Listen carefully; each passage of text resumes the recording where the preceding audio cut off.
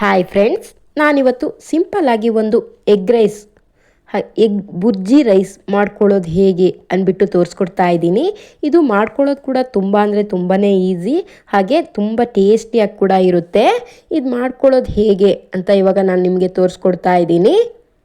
ಇದನ್ನು ಮಾಡ್ಕೊಳ್ಳಿಕ್ಕೆ ನಾನು ಸ್ಟವ್ ಮೇಲೆ ಒಂದು ಪಾತ್ರೆನ ಇಟ್ಕೊಂಡ್ಬಿಟ್ಟು ಅದಕ್ಕೆ 4ರಿಂದ 5 ಸ್ಪೂನ್ ಎಣ್ಣೆ ಹಾಕ್ಕೊಳ್ತಾ ಇದ್ದೀನಿ. ಹಾಗೆಯೇ ಒಂದು ಬೆಳ್ಳುಳ್ಳಿ, ಒಂದು 7 ಬೆಳ್ಳುಳ್ಳಿ ಎಸ್ಲು ತೊಗೊಂಡ್ಬಿಟ್ಟು ಅದನ್ನು ಈ ಸೈಜಲ್ಲಿ ಕಟ್ ಮಾಡಿಬಿಟ್ಟು ಎಣ್ಣೆಯಲ್ಲಿ ಫ್ರೈ ಮಾಡ್ಕೊಳ್ತಾ ಇದ್ದೀನಿ. ಇದು ಕಲರ್ ಚೇಂಜ್ ಆಗಬೇಕು, ಅಂದರೆ ಬ್ರೌನ್ ಕಲರ್ ಬರೋವರೆಗೂ ಕೂಡ ಇದನ್ನು ಎಣ್ಣೆಯಲ್ಲಿ ಫ್ರೈ ಮಾಡ್ಕೊಳ್ಬೇಕು. ನಂತರ ಇದಕ್ಕೆ ನಾನಿವಾಗ ಒಂದು ಈರುಳ್ಳಿನ ಈ ಥರ ಉದ್ದುದ್ದಾಗಿ ಕಟ್ ಮಾಡಿ ಹಾಕ್ಕೊಳ್ತಾ ಇದ್ದೀನಿ. ಈರುಳ್ಳಿನ ತುಂಬ ಹೊತ್ತು ಫ್ರೈ ಮಾಡ್ಕೊಳ್ಳೋದೇನೋ ಬೇಡ, ಸ್ವಲ್ಪ ಕಲರ್ ಚೇಂಜ್ ಆಗಬೇಕು ಅಷ್ಟೇ.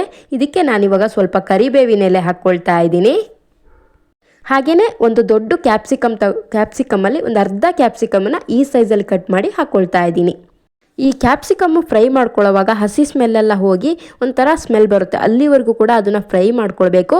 ನಂತರ ಇದಕ್ಕೆ ನಾನು ಒಂದು ಚಿಕ್ಕ ಟೊಮೆಟೊನ ಚಿಕ್ಕದಾಗಿ ಕಟ್ ಮಾಡಿ ಸೇರಿಸ್ಕೊಳ್ತಾ ಇದ್ದೀನಿ. ಇವೆಲ್ಲವನ್ನೂ ಕೂಡ ಒಂದು 7ರಿಂದ 8 ನಿಮಿಷ ಫ್ರೈ ಮಾಡ್ಕೊಳ್ಬೇಕು.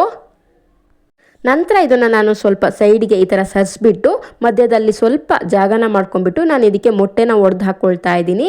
ನಾನೊಂದು ಇಬ್ಬರಿಗೆ ಮಾಡ್ಕೊಳ್ತಿರೋದ್ರಿಂದ ಒಂದು 3 ಮೊಟ್ಟೆ ಹಾಕಿ ಮಾಡ್ಕೊಳ್ತಾ ಇದ್ದೀನಿ. ನಿಮಗೆ ಜಾಸ್ತಿ ಮೊಟ್ಟೆ ಬೇಕಂದರೆ ಕೂಡ ಸೇರಿಸ್ಕೊಳ್ಬೋದು. ಹಾಗೆಯೇ ಈ ಮೊಟ್ಟೆಗೆ ನಾನು ಸ್ವಲ್ಪ ಉಪ್ಪನ್ನು ಹಾಕ್ಕೊಳ್ತಾ ಇದ್ದೀನಿ. ಹಾಗೆ ಒಂದು ಸ್ವಲ್ಪ ಪೆಪ್ಪರ್, ಒಂದು 1/4 ಟೀ ಸ್ಪೂನ್ ಆಗುವಷ್ಟು ಪೆಪ್ಪರ್ನ ಹಾಕ್ಕೊಳ್ತಾ ಇದ್ದೀನಿ. ನಾನು ಮೊಟ್ಟೆಗೆ ಮಾತ್ರ ಹಾಕ್ಕೊಂಡಿರೋದು.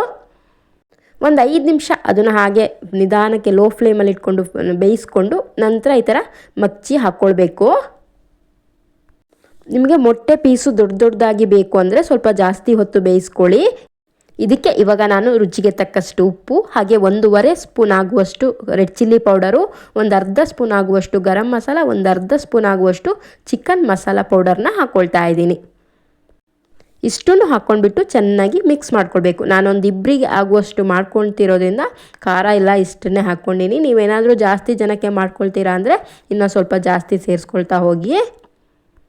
ಹಾಗೆಯೇ ನಾನು ರೈಸ್ನ ಮೊದಲೇ ಮಾಡಿ ಇಟ್ಕೊಂಡಿದ್ದೆ, ಉದುರಾಗಿದೆ ರೈಸು. ನಾನೊಂದು ಚಿಕ್ಕ ಕಪ್ಪಲ್ಲಿ 2 ಕಪ್ ಹಾಕ್ಕೊಂಡ್ಬಿಟ್ಟು ಮಿಕ್ಸ್ ಮಾಡ್ಕೊಳ್ತಾ ಇದ್ದೀನಿ. ಇವಾಗ ಇದು ಚೆನ್ನಾಗಿ ಮಿಕ್ಸ್ ಆಗಿದೆ. ಇವಾಗ ನಿಮಗೆ ಎಗ್ ರೈಸ್ ರೆಡಿ ಆಗಿದೆ. ಇದು ಒಂದು ಸರಿ ಕೊನೆಯಲ್ಲಿ ಉಪ್ಪು ಖಾರ ಎಲ್ಲ ಕರೆಕ್ಟ್ ಇದೆಯಾ ಅಂತ ನೋಡ್ಕೊಂಬಿಡಿ. ಏನಾದರೂ ಕಮ್ಮಿ ಅನಿಸಿದ್ರೆ ಮತ್ತೆ ಸ್ವಲ್ಪ ರೆಡ್ ಚಿಲ್ಲಿ ಪೌಡರು, ಉಪ್ಪು ಎಲ್ಲ ಸೇರಿಸ್ಕೊಂಬಿಡಿ. ಇದು ನಿಮಗೆ ಮಧ್ಯಾಹ್ನ ರೈಸ್ ಉಳಿದಿರುತ್ತೆ, ಬಟ್ ಸಾಂಬಾರು ಏನೂ ಇರಲ್ಲ ಸಂಜೆಗೆ ಅಂತ ಆದವಾಗ ರಾತ್ರಿ ಊಟಕ್ಕೆ ಈ ಥರ ಮಾಡಿಕೊಂಡ್ರೆ ತುಂಬ ಅಂದರೆ ತುಂಬ ರುಚಿಯಾಗಿರುತ್ತೆ.